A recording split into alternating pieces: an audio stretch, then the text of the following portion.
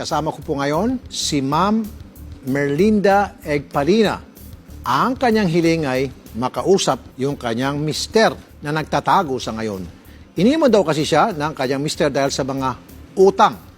Pakita natin yung picture ni mister. Okay? Ayan po. Ayan, picture.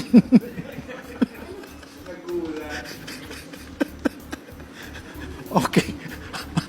So, maganda.